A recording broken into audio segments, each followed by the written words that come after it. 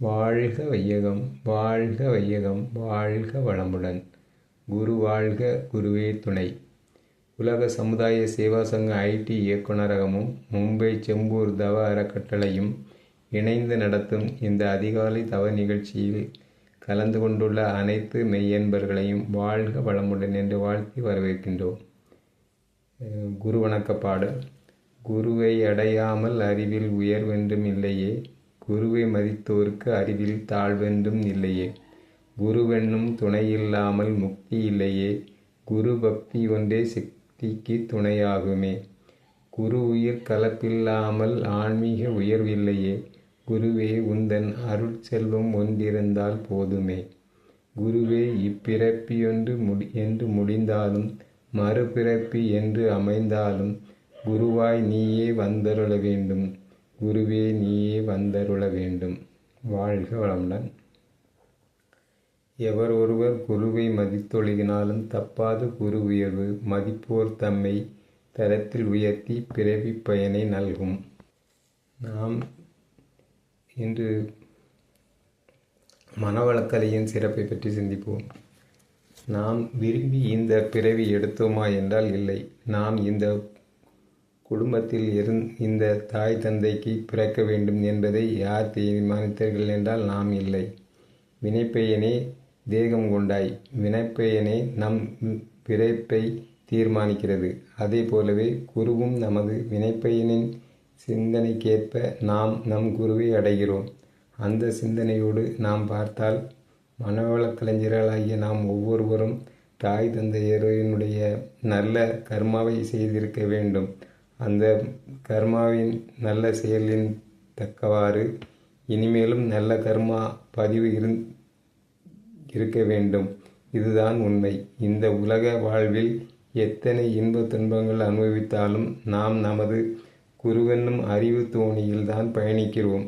நாம் இனி செய்யும் செயலுக்கு தக்கவாறு நமது நன்மையும் தீமையும் அமையும் என்பதை நாம் ஒவ்வொருவரும் உணர்ந்துள்ளோம். நாம் தொண்டு செய்துதான் கொண்டு வந்த வினையை போக்க வேண்டும். தொண்டு செய்வதற்கு முதலில் மனம் விரிவு பெற வேண்டும். எல்லாம் வல்ல இறைநிலையின் மலர்ச்சியே அனைத்து தோற்றங்களும் என்ற உணர்வை பெறும் பொழுது அன்பும் கருணையும் இணைந்த அருள் இயல்பாக மலரும். அவ்வறிவில் மிகுந்த ஞானியர்கள் தங்களை முழுமையாக சமுதாய நலனை கருதியே சமுதாயத்தை நல்வழி நடத்துவதே தொண்டாக கொள்வார்கள். இந்த வகையில் அறிவால் தெளிவு பெற்ற அனைவரும் அவர்களால் முடிந்த அளவு சமுதாயத்திற்கு தன் பங்கினை ஆற்றி சமுதாய வளம் நலம் எந்த வகையிலும் குறைபடாது காத்து கொள்ளுதல் அவசியமாகும். அதே மகரிஷி அவர்கள் இந்த கவியை மூலமாக நாம் பார்க்கலாம். ஆதி என்னும் பரம்பொருள் மெய்யெழுச்சி பெற்று அணுவென்ற உயிராகி அணுக்கள் கூடி மோதி இணைந்து இயங்குகின்ற நிலைமைக்கேற்ப மூலகங்கள் பலவாகி அவை இணைந்து பேதித்த அண்ட கோடிகளாய் மற்றும் பிறப்பிறப்பு இடை உணர்தல் இயக்கமாகி வாழும் நிலை உணர்ந்து தொண்டாற்றி இன்பம் காண்போம். இந்த உண்மை விளக்கம் பெற்றவர்கள் தங்களை அருள் தொண்டிற்கு அர்ப்பணித்து கொண்டு சாதனையாக்க முறையாக திட்டமிடுதலும் அதற்கேற்ற செயல் இறங்குதலுமே உலகில் நேர்மையும் அமைதியும் நிலை பெற செய்யும். இதைத்தான் நமது ஆசான் அவர்கள் சாதனை திட்டமாக வகுத்து தந்துள்ளார்கள். ஆகையால் சமுதாயம் சரியில்லை என்ற கருத்தை விட்டு நாம் நமது சமுதாயத்திற்கு தொண்டாற்றிய உலகிற்கு நலம் காண முடியும் என்ற கருத்தை விதைக்க வேண்டும். அதைத்தான் மகரிஷி அவர்கள் கூறும் பொழுது, குற்றவாளி பாவி என்று யாரும் இல்லை உலகில், குறைகளுக்கு காரணமோ பழைய சமுதாயம், கற்றிடுவோம் புதிய கல்வி கருத்துயர்த்தி, மேலாம் கடமை சிந்தித்து செயலாற்றி உய்வோம், உற்ற செல்வம் உடல் உழைப்பு அறிவு இவை கொண்டு உதவி அருள் தொண்டாற்றி மகிழ்வோம், மற்றவரை எதிர்பார்த்தல் கையேந்தல் வேண்டாம், மாநிதியாம் இறைவனை நாம் மனத்தடியில் தேர்வோம் என்ற கவி மூலம் உணர்த்துகிறார்கள்.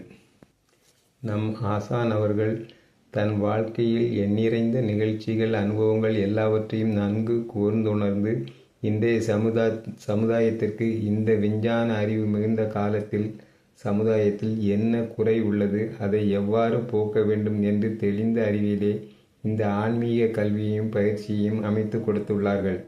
அவர்கள் அமைந்த இந்த மனவளக்கலை உருவாக்குவதற்கு எவ்வளவு முயற்சி செய்திருப்பார்கள் என்று எண்ணும் பொழுது நாம் இயக்காமல் இருக்க முடியாது.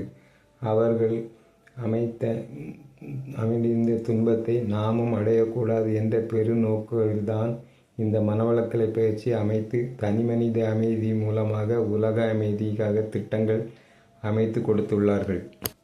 அதுபோன்ற துன்பங்கள் ஏற்படாமல் விழிப்பாக இருப்பதற்கும், அப்படி ஏதேனும் சூழ்நிலை நிர்பந்தங்களால் ஏற்பட்டு விட்டாலும் அதை எதிர்கொள்ளவும் குறைக்கவும் ஏற்ற அறிவின் திறமை, தகமை, பொறுமை இவற்றை நாம் அனுபவமாக பெறுகிறோம். மகரிஷி அவர்கள் முதலில் உடலை உறுதியாக வைத்துக் கொள்வதற்கு உடல் பயிற்சி கொடுத்துள்ளார்கள். அது எளிய முறை உடல் பயிற்சி, சிறப்பு அதீதமானது. அது நமக்கு தெரியும். அதை அவர்கள் வடிவமைப்பதற்காக தனது 35 ஆண்டு காலமாக ஒவ்வொரு ஆசனமாக கற்று அதில் உள்ள நிறை குறைகளை கண்டு இந்த காலத்திற்கேற்ப எல்லா சீதோஷ்ண நிலைக்கும் ஏற்றவாறு உலகில் உள்ள அனைவருக்கும் எளிமையாக செய்யக்கூடிய வகையிலே வடிவமைத்து கொடுத்துள்ளார்கள். அதன் பெருமையை போற்றி தினமும் தவறாமல் செய்யும் பொழுது அதில் உள்ள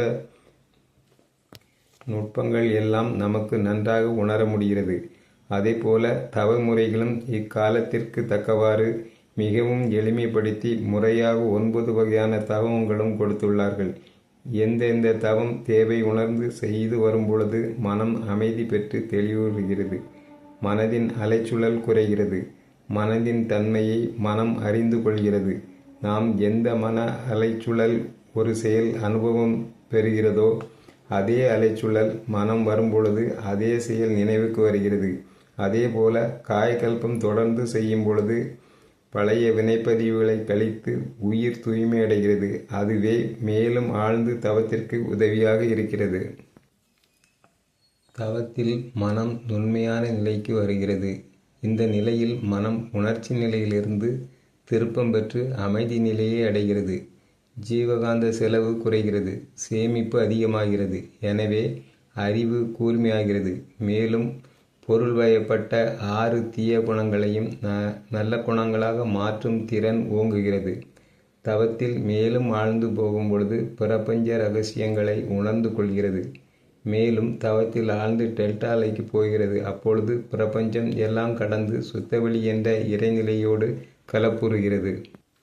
இந்த நிலையில் பிரபஞ்ச பரிணாமம் பரத்திலே தொடங்கி அணு முதல் அணு, காற்று, வெப்பம், நீர், நிலம், ஓரறிவு ஜீவன் முதல் ஐயறிவு ஜீவன் வரை உள்ள உணர்ச்சி நிலை உருவங்கள் மனிதனே தன் இயல்பையும் நிலையையும் உணர்ந்து கடைசியில் பரத்திலே முடிவு பெறுகிறது என்று விளக்கம் பெறுகிறது. கடலில் தோன்றும் அலைகள் கடலிலேயே இயங்கி கடலிலேயே முடிவடைவது போலவும், நீரின் அசைவே அலைவென மதிக்கும் பெறுவது போலவும், பரமே தனது இயக்க கட்டங்களுக்கு ஏற்ப பல்வேறு அளவிலும் வலுவிலும் ஏற்பட்டு ஏற்றத்தாழ்வு கொண்ட இயக்கங்களாகவும் காட்சிகளாகவும் அதன் அறிவால் உணரப்பெறுகிறது. எனவே நாம் காணும் எந்த தோற்றம் பொருளும் நிலையில் பரமேயாகும், இறைநிலையே ஆகும். நாம் ஒவ்வொருவரும் இந்த நிலையை அடைந்து குருவின் சேவையை நிறைவு செய்வது நமது கடமையாகும். இத்தகைய சிறப்புமிக்க பயிற்சியினை கொடுத்து நம்மை உயர்த்தி கொண்டிருக்கும் குரு அவர்களின் கனவு நினைவாக ஒவ்வொரு மனவளக் கலைஞர்களும் கடமையாகும். பிறருக்கு தொண்டு செய்து மற்றவர்களுக்கும் இந்த நிலையை அடைவதற்கு நம்மால் முடிந்த உதவியை செய்வோம். அத்தகைய மாற்றங்கள் நடந்து கொண்டேதான் இருக்கிறது.